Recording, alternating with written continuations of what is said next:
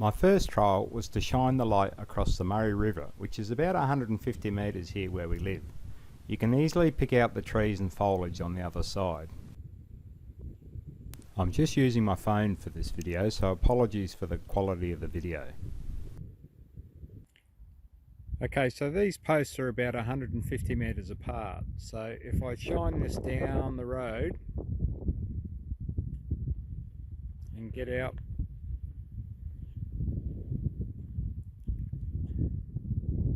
okay, so the very furthest point down there I've measured out is 800 metres. Now it's not as if you can kind of see that clearly, even if you could see that far, but the light is definitely shining all the way down there. Okay, so I thought I'd take you for a bit of a walk. You can see just in the light pattern that it's got a very broad white, I guess, aura around the main beam. It's a very narrowly focused beam, as I said before. But let's take a look through some pretty, I guess, walkable type country where you might be using a torch, and just kind of see what kind of light that you're getting out of this torch. So again, yeah, look, I would really love to be able to broaden the beam out in this kind of terrain. Yeah, sure, you can push that light out way down and still get a bit of I guess side diffused light, but it's exceptionally bright, there's no doubt about that. But looking through this kind of country, I guess if you're trying to find something or whatever, you can see really quite well. The spread beam kind of assists, I guess, up close, but the long beam really penetrates as you scan around. You can see that as it gets into the distance, you can penetrate right up through the trees. So look, it's a pretty amazing light. I guess I'm not quite sure how long it's going to last.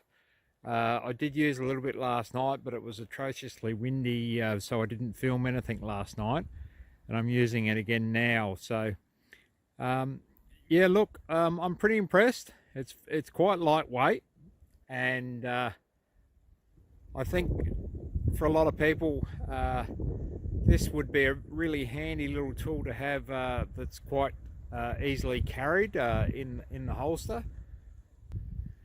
Okay, so I'm just following along this access track as it spins around and it starts to go up this little bit of a hill.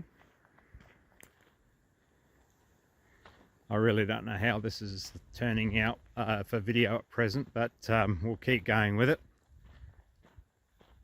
as we spin around here.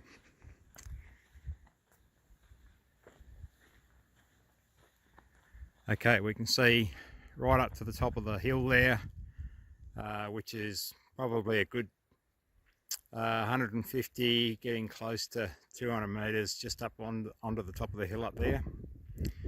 And as we found out on the road, this light really does penetrate out to what the claims are made by Olight. So the 1200 lumens out to about 1 kilometre.